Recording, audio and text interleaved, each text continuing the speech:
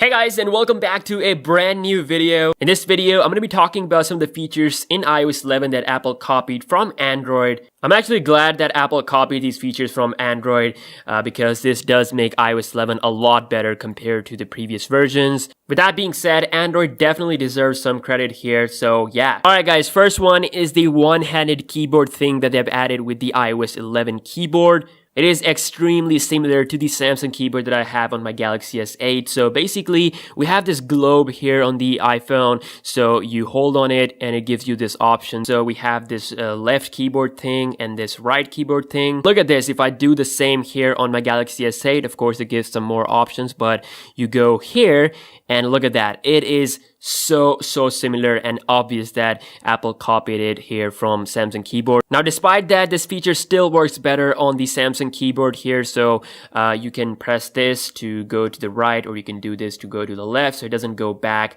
like it does on the iOS 11 keyboard. To go back to the full keyboard, you actually have a separate full screen button here, so you press that and you go back to that. And this is pretty obvious one that I first noticed, taken straight from Android. Next up, we have the advanced screenshot thing with iOS 11. So if I take the screenshot, it quickly gives me this quick little glanced version of the screenshot, and I press on it and I immediately get some tools to work on. Like I can crop it, I can add my signature, I can add my text, I can encircle things. So this is very similar to what we had on Android for years. So when you take screenshot on Galaxy S8 or any other Android phone, I think it's really similar. Look at that. We have this glance thing here on Samsung as well. Look at that. If I take this again, and let me just try that one more time.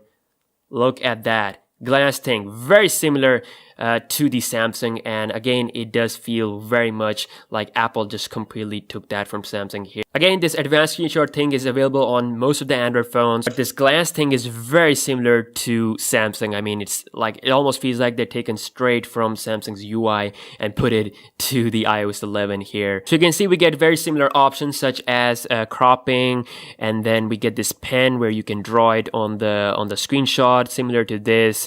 And Apple has a bit of an advanced thing here called as signature, where you can add your signature. So if you have put some signature by default, it's going to add that immediately. So again, this is something, I think it's available since Jelly Bean days. I'm not exactly sure, but this is quite an old feature that is finally available on iOS 11. Next up is the customization of quick toggles, quick actions. In iOS 11 world, it's called as Control Center. So now iOS 11 allows you to add a lot more settings here, a lot more quick toggles here. So you can see I just filled this with features. And this is something we've been doing on Android phones for quite some time. So we have these three dots here. You go into button order, and there we go. You can basically add or remove features from this area. So if you want more features, you can just fill them up, or you can just remove them to make it more cleaner. And it's something iOS just got it. So this also looks something that got inspired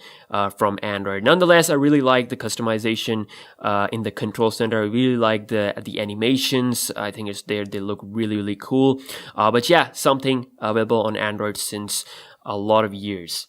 Another feature we have is related to notifications. So you can see we have a new option called as notification preview, which is basically when you get a message, you get a quick preview of, the contact you got the message from, the message itself. So iOS 11 allows you to control that. So if you want to see those notification previews, you can have it on always, or you don't want to see on your lock screen, then you can have it on when unlocked. Or you can just have it all together at never, and then it's never going to show you the notification. So if I go into my lock screen, you can see that it just says Instagram notification, doesn't show which one liked my picture. And this is very similar to Android. So as you can see, there's an option called as hide content. You do that, you don't get that information. You can see it's very similar, content hidden, but I still can see that this notification came from Twitter, then from Studio, Twitter, so YouTube. I can still see that, but I can't see the preview of the actual message. And again, this has been available on Android for quite some time. If I turn this off and have it on always, now you can see that both phones are showing the actual information of the notification on the lock screen. Next up is the new offload feature we have in the iOS 11. So basically iOS 11 allows you to delete the application while backing up the documents and data. So if I go into iMovie, you can see it says offload app, and this will delete the full size of application, but it'll keep the backup of my data. So if I offload this app, I have to reinstall it from their app store. And this is very similar to what we had on Android for years. So you go into your applications and Android allows you to clear up the useless files of your application. So you do that, you go into any application, you go into storage, you have the option to clear up the cache memory, or you can go ahead and go to manage storage to clear up more data.